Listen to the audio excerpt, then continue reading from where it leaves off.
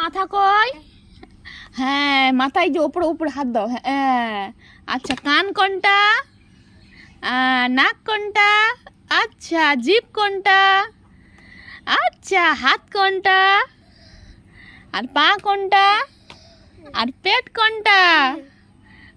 আচ্ছা, আর চোখ কোনটা? ওরে বাবা! আর তোমার হার কই? হার হার গলার মালা, গলার মালাটা কই?